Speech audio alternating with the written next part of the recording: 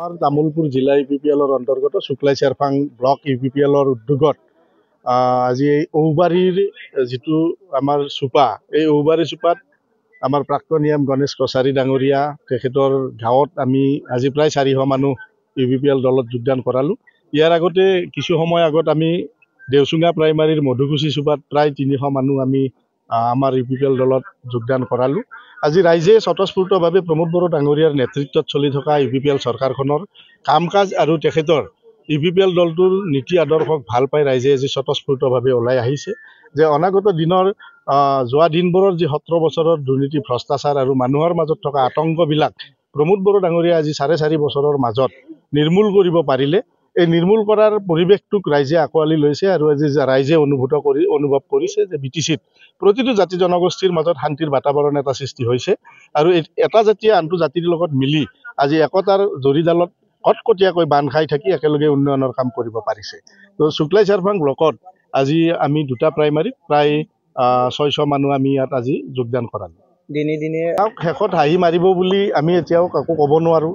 আমি UPPL দলে আমি নকওঁ যে আমি ইয়াত দুৰ্বল স্থিতিত আছোঁ, আমি এটা খুব শক্তিশালী স্থিতিত আছোঁ। প্ৰমোদ বড়ো ডাঙৰীয়াৰ সাংগঠনিক দক্ষতাৰে আমি UPPLৰ প্ৰতিটো ব্লক সমিতিয়ে প্ৰতিটো বুথ সমিতিৰ লগত মানে কথা পাতি বুথৰ সাংগঠনিক সভাবিলাক পাতি আমি এতিয়ালৈকে আমি বুথত এটা শক্তিশালী স্থিতি আমি গ্ৰহণ কৰিছোঁ।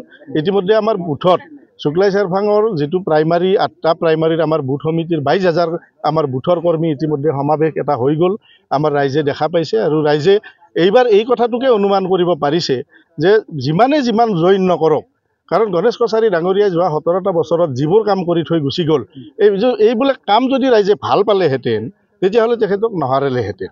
তো যোৱা সময়খিনিত আমি UPPLেও এই শুক্লাই চেৰফাং সমষ্টিত জিকিব পৰা নাই, খুব কম ভোটৰ ব্যৱধানত আমি ইয়াত পৰাজয় বৰণ কৰিছোঁ।